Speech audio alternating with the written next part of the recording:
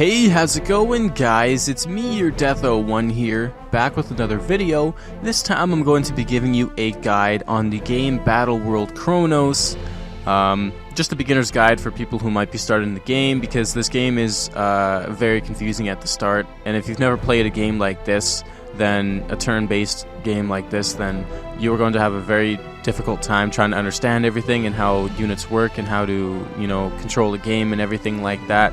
So I just thought maybe it'd be a good idea to show some people who haven't played before a little bit of tips and things like that. So let's just load right into a game here. I have a manual save on the very first mission, round 13 here. So just from the start here, you can see I already have some of the section done, some of the level done. You start way back here at this corner of the map, and you just end up traversing through the level here until you get to this area where there will be a few guys you gotta fight here. There's a couple buildings to capture, this array thing here, and there's like some of these supplies on the ground and stuff like that. So I'm just going to explain to you sort of everything that goes on in this first level, and this carries over into every level of the game. So as you can see, I kind of have a set formation for my units here. There are a few different units. This is like a recon guy, the Explorer. He has a high mobility, but he is weak in health and damage. The next you have this sort of SUV with an MG turret on it. You can see in the bottom right corner of the screen that it shows you what type of unit. The picture is in the corner, there's numbers, and then a stat underneath. The way you rank up your units is by killing other units and gaining experience in battle. That the number there, as you can see, 70 out of 70, that is the health bar. So you can see that this unit right here, he is a leveled up unit. You can tell by the name veteran and by the arrow beside his health bar, but you can see that his health is not full. And again, that just happens from battles and damage. And there are things as repairing units and everything like that. I'll get into that in a little bit. But there's always a formation you want. So you want to have your ranged units. Obviously, they're ranged. You want them in the back. You want them protected by your frontline units, because these guys can't do anything up close. So this bandit, this is a ranged unit. He has, you can see there's this blue ring on the screen there. That is his attack range. So anything in the blue there, you can see, that is what he can hit for enemy units. All of these other units, you can see the radius, the blue radius is right around them. That's because they have a range of 1. So all of their damage has to be done directly in close quarter combat, adjacent squares, adjacent tiles, or I guess in this case, hexagons. Now, when it comes to buildings, you can see, oops, I didn't mean to move them, but that's okay. You can see that there are buildings here. If you hover over it, it has health bars. You can see how this one has 2 slots on it. You can see how this one has 1 health bar. You can see how this has 1 health bar. And all of these different buildings and everything do certain things. So what I'm going to do is I'm going to end the turn so I can kind of show you movements and everything like that. So you have these mobile units, these infantry bots. These are the guys that you use to capture buildings and stuff of that sort. So capturing buildings, you bring it up beside the building, and you will press A to attack the building. So you hover over the building and use its attack sequence to capture the building. And I'll be showing you what it looks like on that red building over there. You know what's yours because everything that you control is in your color, so blue, and everything that is not controlled by you is in a different color, i.e., red. And it's a big key part in capturing things in this game, because these buildings hold units and resources and stuff like that, and that is very key to your success in these levels. If you actually hover over the building, press on the D-pad, and you'll see you get these 5 selections. There's this one right here on the far right, this storage locker with the up arrow. That is to evacuate items, things, people from these buildings. So you want to click on that, because these buildings store units. And they have very good units in here. So take, for example, this unit, right? This is a artillery unit. It has a very long range, and it does high damage. This is a tank. This would be your frontline unit, the guy that you would use to shoot down all of those smaller guys and to protect your artillery unit. And then this is just another infantry bot. So you can see there are 3 different units that are kept in this depot. And so you always want to make sure that when you capture these, you unload them, because they always have units. And there are plenty of these scattered throughout all of the missions, so you always want to make sure that you capture them. So this one will have units in it too, as you can see if I go over, if I go over to here, you can see there is another ranger, another tank, and another artillery guy. I'm not going to unload these though.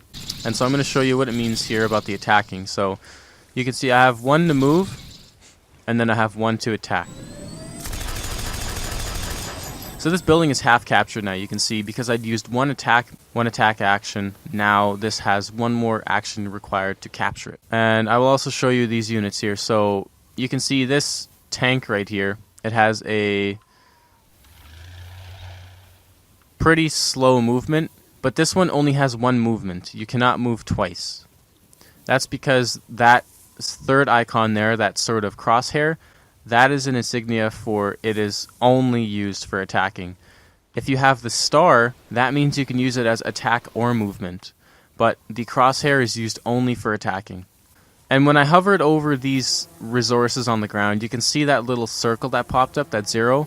That's because these things provide you health on the ground. So when you drive your units over them, units that are damaged, they will be healed. And now, so you can also use this to move again, but you can also use his movement to set him down, which is what you need to do to activate this priest, this big artillery barrage guy. And he only has a certain amount of ammo too, so you always have to watch that as well.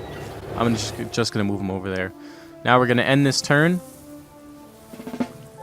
and you can see I'm going to capture this again. So that's how you capture a building. You just bring the bot beside it, the infantry bot, and attack it, and once you've attacked it enough, you've captured it. And again, you always want to make sure that you open up the interface for it. So you press on the D-pad, go to the storage box, and you will be able to unload what is in it. And you can see here there are 2 boats. So if you wanted to unload these boats, you just hover over the boat and choose the slot you want to unload it at.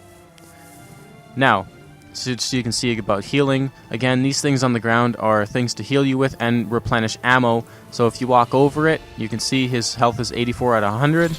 Walks over it, he is now fully healed. We're going to bring him over here.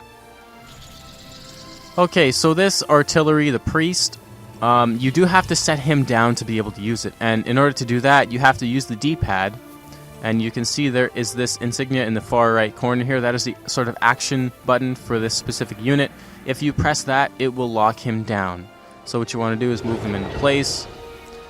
Now you want to set him down so that when it comes to attack turn, you can just attack with him. And you can see that he has a big radius around him. He cannot attack within 3 squares in a radius around him, but he can attack 4 outside of that. I believe it's 4, it might be 3. The outer ring is what he can attack in, the inner ring is what he cannot attack in. So you always want to protect this unit as well and keep him far from the fight.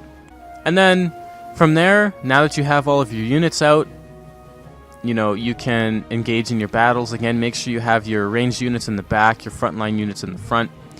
Okay, so now I want to talk a little bit about unit upgrading and stuff of that sort. So you can see beside the unit's health bar here, there's that sort of up arrow, that rank icon. That means this unit is eligible for upgrades. So press on the D-pad and you will scroll over to the very far right. You see those 2 up arrows with the plus sign.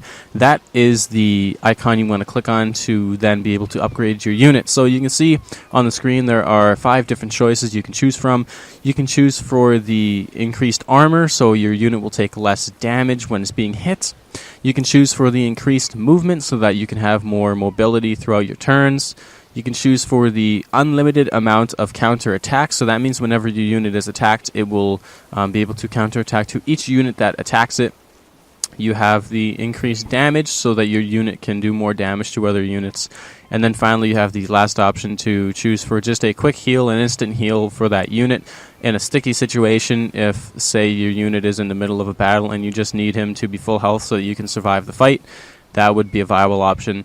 Personally, it really just depends on what you're using it for in that level, but I would either go for the mobility so that your unit can move further throughout the level, or I would go for the damage sustained so they can live longer in fights. And one more thing, this building right here, this is a sort of map array dish. When you capture this, it will give you a clear view of the entire area surrounding this array dish. So you can notice over here there's fog of war, which means that anything that happens in this fog of war, you will not see what happens. You have the area unmapped, so you can see the terrain and you can see how you can move in this area. But anything that happens out of your field of vision, you have no sight over, no control. You don't know what's happening. So your sight of view is only based on your units and any array dishes you control and buildings you control, because buildings also give off line of sight. So you always want to make sure you capture these things so that you can understand the area better, and so that you can see the area to be prepared for any sort of enemy movement that might be coming from any other direction other than what you're intending for. Because sometimes in missions, enemies will spawn behind you and they will start advancing behind you. And the further you know, the sooner you know, the easier it will be for you to prepare for the attack. So I hope this guide has been helpful. And I guess, yeah, now I'm just going to finish off the mission, kill little guys so you can see what fighting looks like. I'll sacrifice some so you can see what that looks like, and, But anyways, thanks for watching, guys. Make sure to like, favorite, share, and subscribe if you did enjoy and found this helpful. Please check out my friends' channels. Their links will always be in the description below. Keep it real, guys, and I'll see you in my next video. Peace.